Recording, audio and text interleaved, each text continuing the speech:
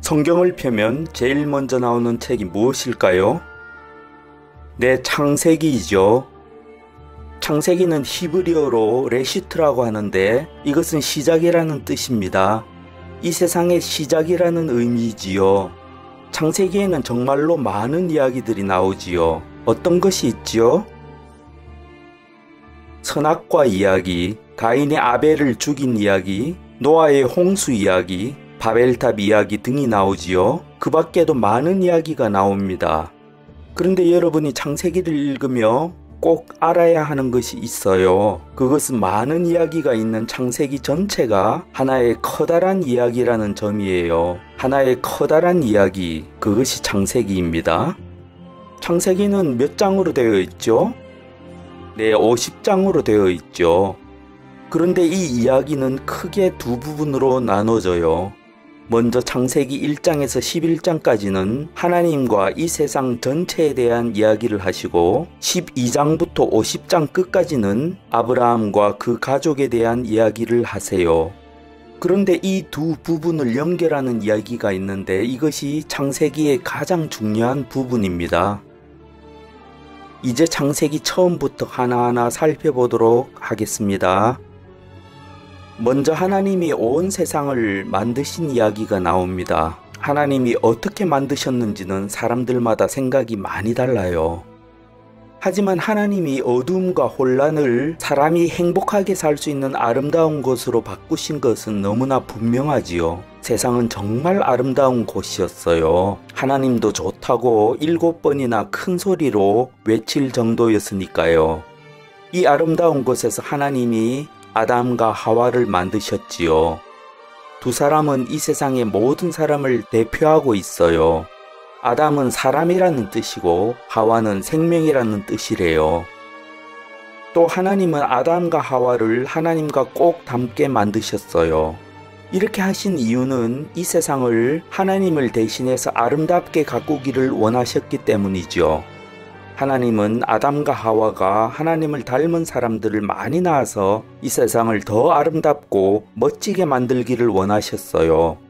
그래서 하나님은 사람에게 이 세상을 어떻게 만들 것인지 선택하도록 하셨어요. 어떻게요? 네, 한 나무 열매를 통해서요. 선악을 알게 하는 나무라고도 하지요.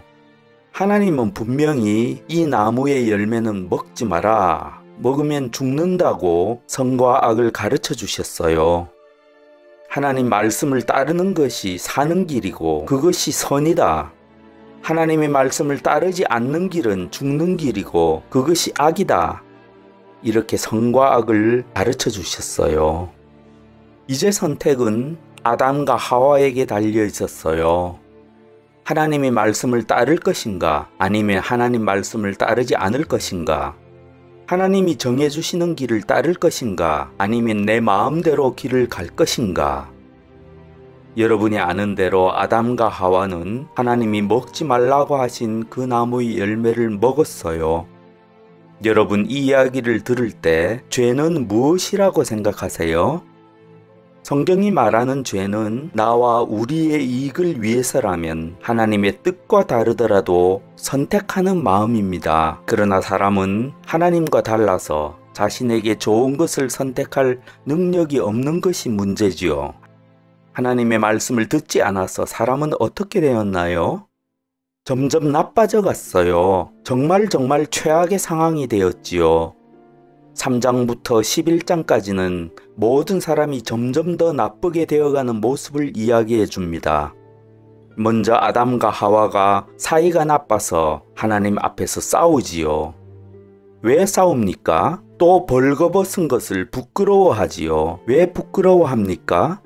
선과 악의 기준이 서로 다르기 때문이죠. 그래서 서로 떨어졌을 뿐만 아니라 하나님을 피해서 숨게 되었어요.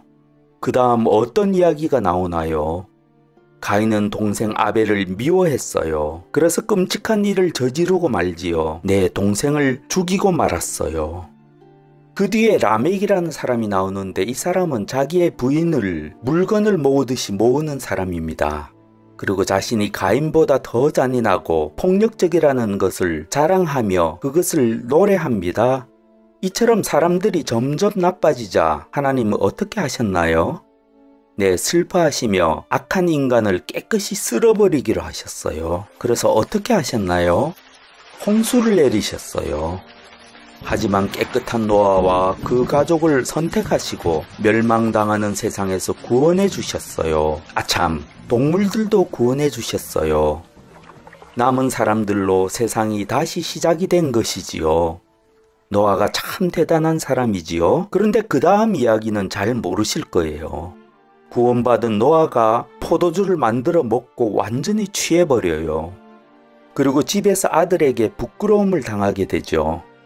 그래서 아들을 저주했어요. 정말 슬픈 이야기지요.